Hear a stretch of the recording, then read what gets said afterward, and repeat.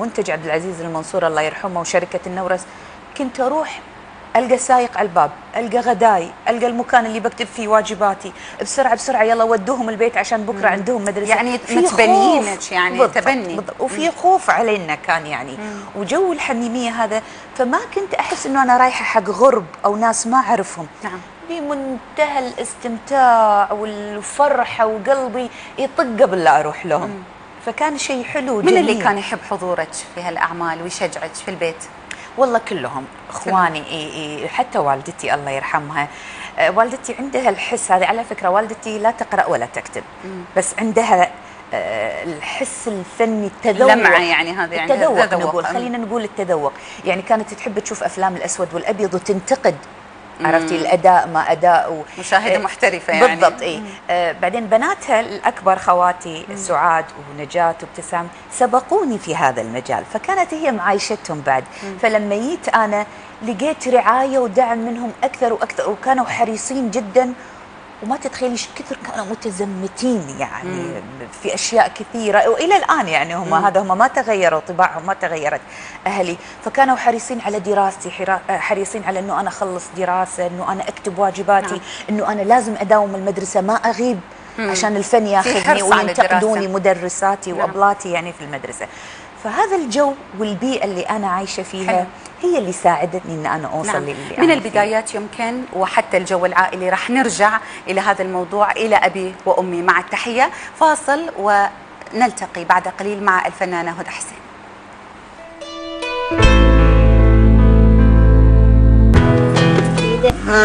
قبل لا تحازيننا اكل ديده. ايش تبين؟ انت تعرفين تسوقين قاري؟ لا تطنزين عليه. لا تطنزين عليه. عارفه السوق قاري؟ اي مو احنا قبل يسوون لنا قواري. ايش يسوون؟ انا ردفك انا القاري. ها اي والله تقولين ما تعرفين تسوقين؟ الولوه ويهد. شو انا اصغر عيالك قاعده تطنزين ردفك قاري؟ احنا بالاول ما عندنا قواري. ايش تسوون انتم قبل؟ شو نسوي؟ لما تمشون ما عندنا ريول الحمد لله. تمشون؟ الله معافينا وعندنا ريول.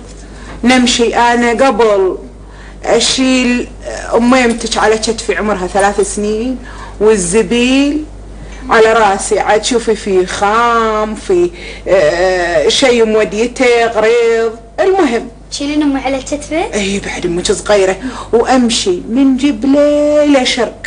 مشي من بيت يدك الى بيت اهلي. شلون ليلى تقولي لي ان احمد للحين ما اختار نوع الدراسه اللي بيدرسها؟ كاوج قدامك سأله. صدق احمد؟ انا صحيح اني فكرت، لكن للحين ما قررت. يا اخي ما يبي له تفكير. 1 زائد 1 يساوي 2، وانت المفروض انك تدرس الدراسه اللي تناسبك وتناسب ميولك. وبعدين يا احمد انت ميولك واضحه، كفايه انك قلبت غرفتك ورشه كهرباء والكترونات. اي بس يا ليلى هذه هوايه وبس. لا، لو انك ما تحبها ما مارستها. وانا من رايي انك تدرس الكهرباء والالكترونيات. انا بصراحه انا مجموعي ما يبي مجموع زين عشان ادش الهندسه. مو شرط تدش الهندسه، عندك معهد تكنولوجيا اللي بشويخ ومستواه لا يقل عن مستوى كليه الهندسه. وبعدين في ميزه عن كليه الهندسه، ساعات الدراسه العمليه بمعهد التكنولوجيا اكثر من كليه الهندسه، وهذا يناسب ميولك. ايش قلت؟ باين اقتنع. اقتنعت؟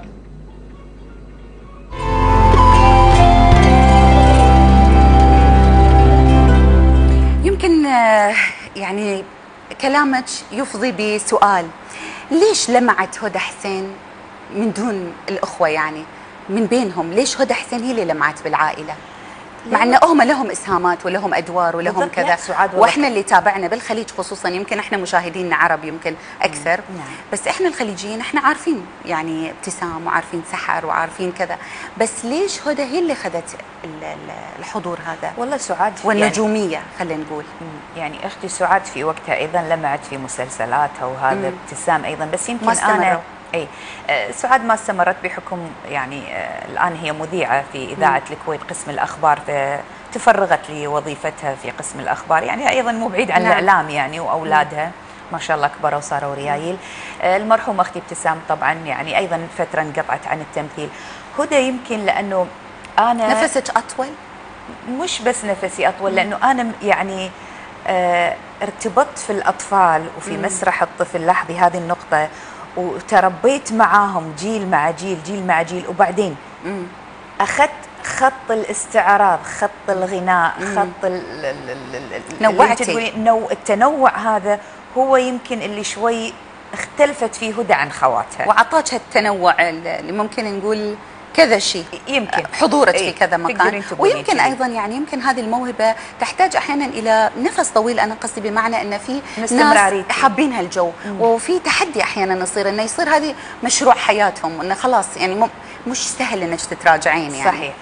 مش سهل تعتزلين او توقفين في منتصف المسافه. حابه؟ لا والله انا حابه الشغله، يعني تخيلي هي للان هوايه عندي وامارسها بشكل جميل. نعم. بشكل يعني انا رايحت لها. عرفتي؟ يمكن نوقف احنا في ارشيفك بين مسلسل الى ابي وامي مع التحيه والى عيون الحب. الى ابي وامي مع التحيه، كيف صار هالدور ودخلتي هالمسلسل؟ هذا المسلسل احنا لما كنا صغار ابتدينا، قلت لك في مسرحيه السندباد البحري، يمكن حضرتك ذكرتيها، السندباد البحري وسندريلا والف باتا. كنا نعمل مع السيده عواطف البدر، الكاتبه عواطف البدر، كانت محتضنتنا كلنا في جروب كنا نشتغل معاها. فعملت هي والاستاذ منصور مخرج اعمالي المسرحيه في البدايه، ايضا استاذ كبير ولا باع كبير في مسرح الطفل، والى الان الله يعطيه الصحه والعافيه. كونا جروب في مؤسسه البدر وكنا نشتغل مع بعض. من خلال المؤسسه لقينا نجاحات حلوه، واسسنا قاعده جماهيريه للطفل كبيره في الكويت، يعني احنا عندنا مسرح رائد في الكويت. نعم. والفضل طبعا يعود للاستاذه عواطف البدر والاستاذ منصور. بعدين توالت اعمالي المسرحيه الى ان اصبحت في فتره من الفترات انا منتجه. لما نضجت عقليا وفكريا، وبمساعده ايضا اختي نجاة، لان اختي نجاة متخصصه في كتابتها للطفل وبالاخراج ايضا للطفل كانسانه اكاديميه وكاتبه. نعم. اكاديميه. اشتغلنا معاهم عواطف البدر ومنصور كلموا طارق عثمان الله يرحمه وكتب لنا الى ابي وامي مع التحيه جزئين. لاحظي كنا نفس الجروب، عبد الرحمن هدى وسحر وبدر وحسين المنصور اللي يشتغلون معها في المسرح. نعم. فنقلتنا إلى مسلسل تربوي يقدم القيمة الجميلة من ضمن أسرة، خالد النفيسي الأب، الأم حياة الفهد، الأخوان عبد الرحمن وأنا وبدر المصباح. نعم. وسحر أختي الصغيرة.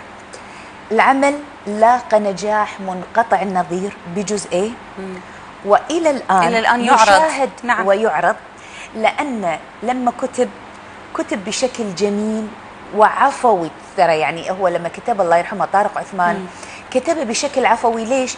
المشاكل اللي تحدث بين الأخوان في البيت مع الأم. نعم. والأبو والغيرة والكسل فيها الإيقاع اليومي الحقيقي، يعني بالضبط إيقاع يومي حقيقي. وبعدين من صميم مشاكل طلبة المدرسة داخل بيوتهم وشون يتعاملون الأب والأم مع أطفالهم.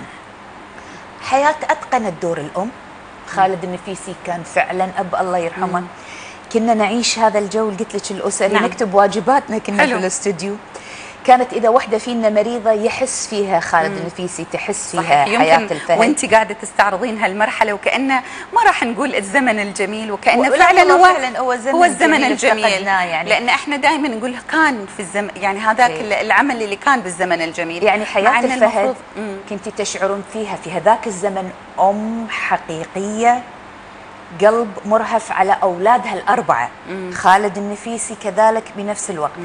أنا يمكن أعذرهم الآن لأنه ظروف الحياة وظروف الإنتاج اختلفت، والإيقاع السريع، يعني الحياة الاستهلاكية وأصبح الواحد منتج، فظروف الحياة أيضا تغيرت. نعم. وحتى أسلوب التعامل تغير. نعم. لإيقاع الحياة السريع. نعم. يعني يمكن إحنا راح نمر على مسلسلاتك ومسرحياتك، وراح نحرق الحين المراحل شوي، نروح لعيون الحب.